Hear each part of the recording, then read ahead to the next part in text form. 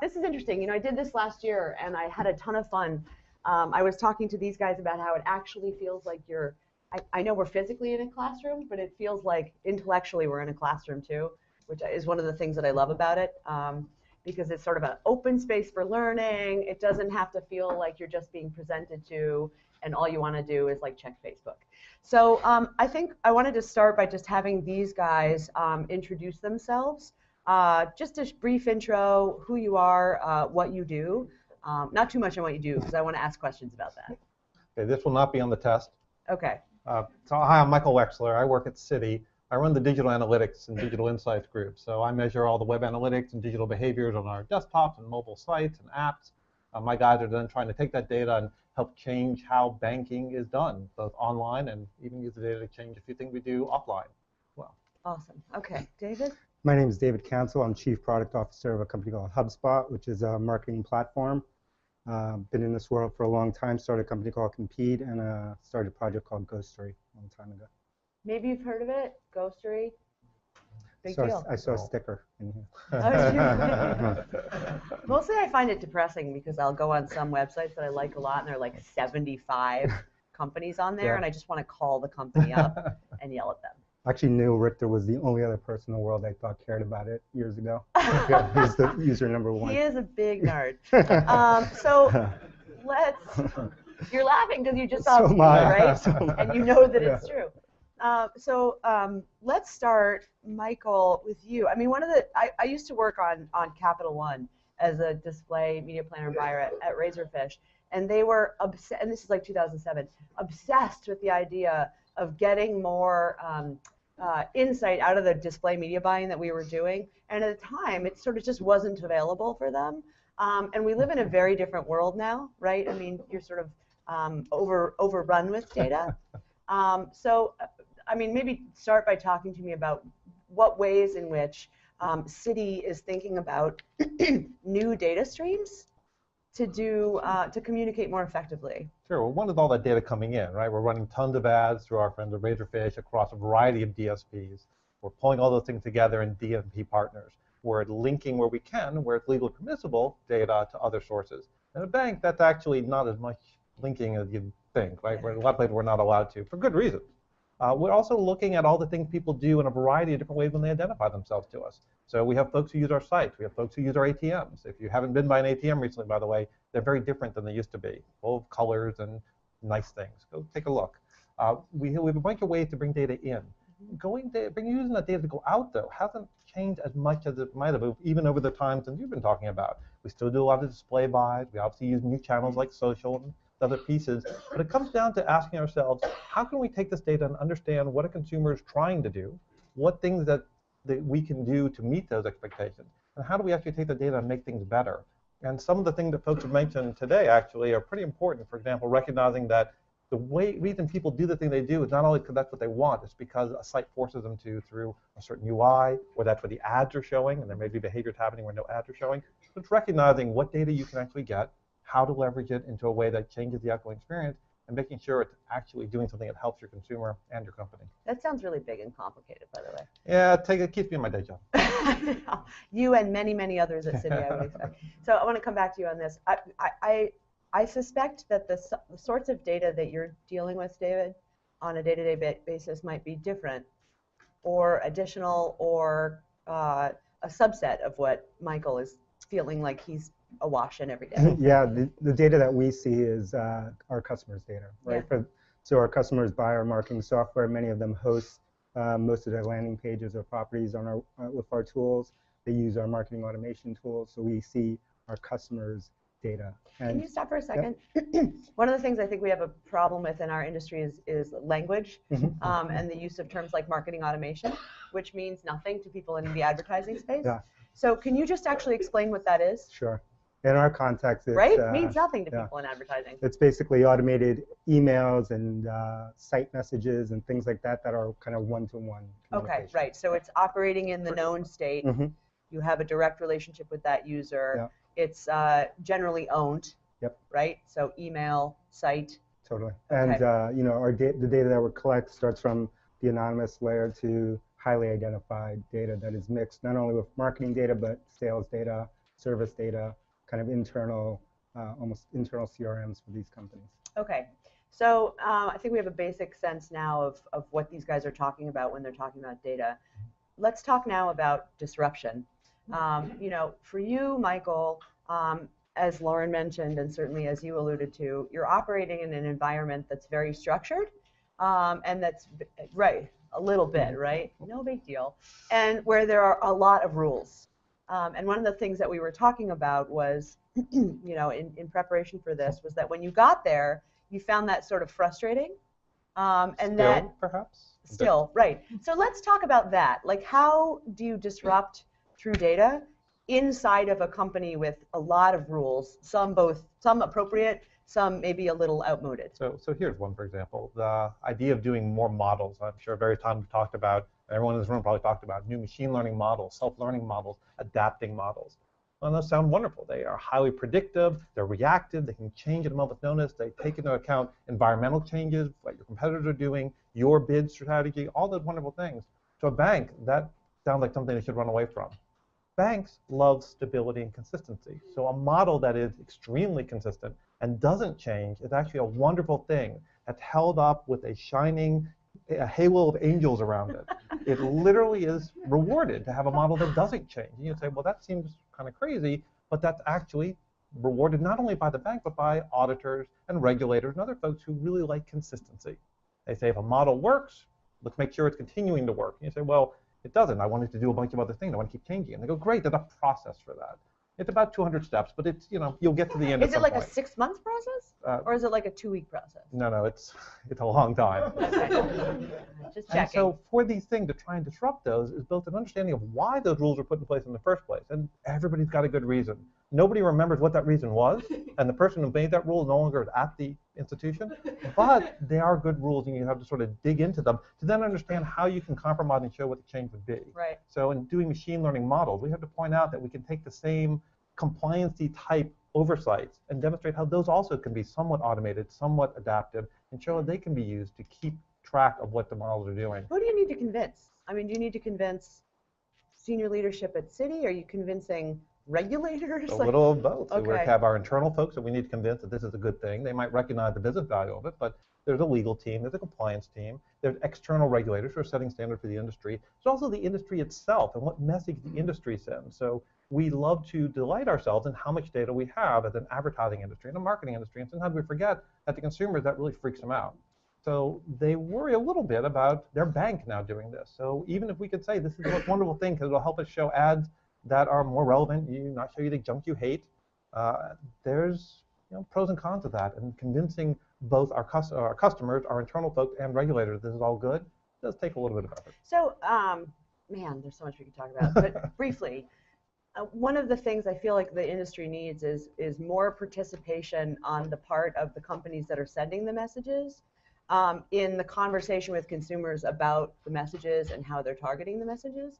How does Citi think about communication with consumers around the use of their data? I mean, there's banking data, for the consumer, and then there's data that you can use to influence the marketing experience. Sure. And like every company, we have a strong privacy policy that's constantly reviewed. Right. It lists how we're going to use all the data. But nobody reads it. It turns out I measure it. Some people do, not many. Okay. And some of them don't even work at Citi who read it. Okay, like 5 people. But they are there. Okay. And so we do have a privacy policy that describes these things. One of the difficult things that was alluded to earlier in the botnet discussion is that there are lots of players in the ecosystem. Right. So the targeting that we propose and how we want to go to market may go through multiple layers, and somebody could see an ad that could be traced back to us, but it's kind of hard to link through the chain sometimes.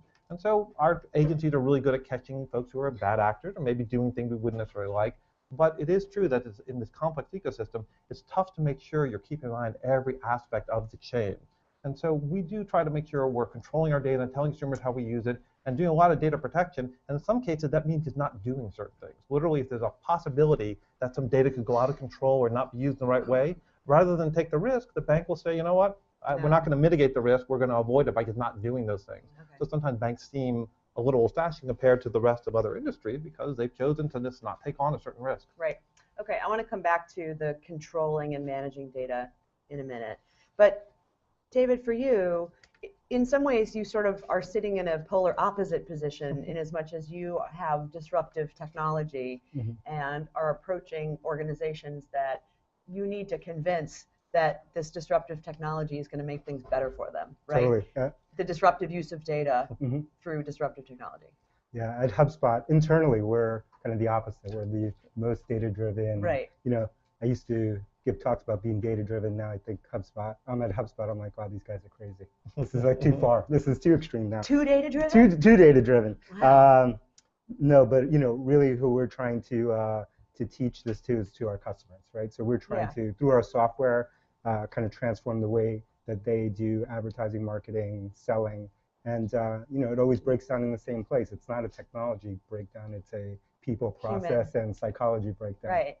So, and what kinds of things are you disrupting? I mean, are you displacing existing technologies that are either old or homegrown? Are you displacing systems of communication that are manual with automated systems? All, depending on the, you know, depending on the scale of the company. Things like internal kind of marketing, homegrown marketing and homegrown advertising and CRM systems. And then in other cases, just basically teaching them how to move from just wasting a bunch of money on certain types of advertising to kind of having more effective one-to-one communication or one-to-one kind of advertising with their customers. Okay. And how about, I mean, from a data standpoint, is it that when you are going to speak to these companies, you're finding that they're not using the data that they have, that they're not aware of what they have, that they're not using it effectively enough, that they're not collecting the right stuff? Yeah, I think, you know, all of them are collecting some degree of data, probably not enough for most of us. And they just don't really have the context to understand this data. So we have to teach them how to understand this data. Can you give an example? Like, what's a conversation like with a customer? A prospect. A prospect. Well, we don't have conversations with prospects normally, but it would go like this. It'd be they're trying to get more leads from their website, right? So they're doing a ton of advertising, driving to some portion of their website. Usually they're not using things like landing pages or microsites. Usually they're not tagging where the data is coming from or analyzing where the data is coming from. So it's those kind of things. In the cases that they are doing that, those things are then not synced with either internal or external CRM systems. If they do that much, then it's not synced with internal or external support systems. So it's like going through and auditing all these things and where these linkages are supposed to be. That sounds heavily consultative. Is that required? It isn't in our world, and I did that years ago at a company called Compete, and I swear I never do it again, and somehow I'm doing it again. At some point, I'm going to give up on trying to transform people's behavior. You know, people like us, we're optimists that we can make believers out of people. So you mentioned the one-to-one communication thing, right? Which all of us are talking about. We're all really hot on, including me. But I've started doing some research on this idea. I was trying to understand, you know, what's the state of the state in moving to a model of one-to-one communication and what I call customer lifecycle management. And so I've been interviewing lots of different kinds of marketers at lots of different kinds of companies. And I keep running into the annoying reality that there are restrictions on what you can do that don't necessarily allow you to get there 100%. And you're a case of that. So as a bank, right? So can you talk about how far you are kind of able to take the communication with an individual, you know, in anonymous environments, in known environments, linking those things together? Sure. I mean, on communication we control, of course, we can do all kinds of things. But on the other pieces, it's some things that I mentioned are too risky, we just won't do them. Others are cost benefit. You know, if you do the amount of work it takes to actually truly make one-to-one, say, banner creative, well, that would imply that you've got all the data in one place. You are customizing the creative at such a level that it truly is individuated. That is, you're not making just 10,000 combinations and pre-caching them. You're literally making a unique one at render time, dynamic creative. There's a cost to that. There's a cost to the data that's necessary. The data might be third-party data you're buying and linking. The cost might be your data that you're bringing up via a DMP or some other solution. The cost might be new types of models. That is, the current bidding process is optimizing toward a certain set of behaviors that it's done with other advertisers. You might require a custom experience and model. Doing all that work and all that money may make a truly exceptional experience. I mean, truly wonderful. But then somebody will point out that you can come pretty close to that performance without having to do all those things, and that person might be in your procurement organization, and they're the one to say, well, you know, it might be someone in procurement. Might be, and when that happens, sometimes that can cause you to have to reach out. So we have, like most companies, some capability to do these things, but there's a cost-benefit balance. The other is what data we can actually use. So you're all familiar with PII. You can all rattle off PII things, email this. Some places, though, IP address is considered PII. In banks, knowing that you're a customer of the bank is actually private information. We don't tell people you're a customer or not. So that would include, by the way, telling a DSP or DMP potentially that you're a customer. We just don't let them know. So we treat a lot of folks the same way, whether you're a customer or not, because in some ways we're restricted from treating you differently, whether you're a customer or not, because that would mean telling a third party these things. Account number could be seen as PII in many cases. So we can't link anything to that. So in some cases, we have great ideas of things we'd like to do. A, it might cost too much for what the benefit might turn be. Can you just hash it? I mean, you could just pass them a hash version of that, right? You can, but then other partners who are linking and supplying data linked on other parts of the PII, after a while, everybody either has similar hashing approaches, which companies like Axiom are trying to do with their audience operating system, and Datalogix and LiveRamp are playing things like that as well. Or you try to do as much matching as you can in-house and then hide it all by hashing it all, and then passing out anonymous things. And it's doable. It's just then things get complex. And complexity leads to errors at times. That's right. Okay. And ending up on the front page of the New York Times. Or Wall Street Journal. Likelier the Wall Street Journal, actually, because they really like those stories a lot. So how about for you? I mean, right, you're operating entirely in the known universe. And so in some ways it's, dare I say, easy to be one-to-one? It's easier. I mean, I think the first hurdle for most of our customers is, are they operating at a scale that it's worthwhile, right? So is their customer base too small to even spend the amount of time, calories to do this kind of stuff? And then if they pass that first hurdle, the second one is like, how do you do it in a non-creepy fashion? Yeah. I think that's where most of them stumble, right? In a non-creepy or non-obviously automated fashion. And that's where it's more about teaching, back to teaching of how you communicate. I think people forget how to communicate to one-to-one when they're in this online context. And focusing on the customer value as opposed to the company value. You know, a lot of the time, the one-to-one value is how much profit can I make from showing this experience? And when you flip it around and say, how much does the consumer benefit from seeing this thing in this way? If you can't come up with a really good story for that, no one wants to do it. Yeah. Right? There's still this part of me that suspects, though, that in 10 years we won't be having this conversation and we'll be living in a one-to-one world. Could be. You know what I mean? I heard this ROI counter argument a lot when I was speaking to marketers, and it's a completely fair argument. It's a completely reasonable argument. But then you sort of think about what about in 10 years? Like, what is the expectation in 10 years? Could go the other way too. It could go into a world where your information is so carefully controlled and meted out with an eyedropper, and you're compensated for each of those. That's right. Cookies go away, and then people control their identity in a way that's unseen before. We already have controls on our social identity now that allow us to start to pull back some of the freedom that Facebook gave us to splatter our identity over everywhere. And maybe the identity brokers that we wind up using give us more control over that. They can do it in ways that make it easy. That's could be good for consumers, could be better for advertisers if it works out well. So can you just give me one example of how you're using data to disrupt the consumer experience? I know we talked about this a little bit. So we're looking at it from the point of view of the bank up to this point has done a great job of taking things you used to do in the branch and putting them online. And literally, they have a list of all the things people do in branches and making sure you can do those things online. And one of the biggest hassles was depositing a check. So Citi and a bunch of other banks have now gotten the ability to take a picture of your check and deposit. Awesome. How much does everybody love that, by the way? Okay, well then the other question, how many people actually still have checks? And they're like, But yes, for those that still get checks, which is mostly from grandpa and grandma. Exactly. It's like when your mom mails you a check. You're like, great, you mailed me a check. I remember these days. $50. Can you pop money yet? But yeah, so depositing checks is a great one. And there's some other things that you can now do in this, especially transfers and transfers around the world to other accounts. Can all be done from your mobile with just a few taps. Online, the site with just a few clicks. So you start asking yourself, all right, that was a great thing to do. It totally transformed banking. You literally can bank, what's everybody's favorite picture, banking in your underwear at 3 o'clock in the morning. And I always like, what are they doing at 3 in the morning in their underwear banking? But that's the vision, that you can actually do that stuff. Well, we're kind of not saying we're running out, but we've kind of got the big ones done. Yeah. Right? We deposit checks, you do your balance, you can transfer, you can do all the basics. What's next? And that's where we're starting to see some changes. We've been proposing from my group and others, can we take all this data we have and change the customer experience to be just smarter about it? Can we, for example, present your statement there is an audited and required way to display your balances and your transaction and all that that the government has reviewed, you know, CFPB and others, and that's the required way to show your checking statement or your bill. We will always have that, but we can do more with it. We can show different ways of sorting your statement, or we can do different things to prep stuff on your mobile app so that depending where you are, big fat click to just do these 3 things that you tend to always want to do in that location. We can be smart about the data, and it's showing how the customer value improves. It's also showing how it differentiates. We talked about packaging earlier.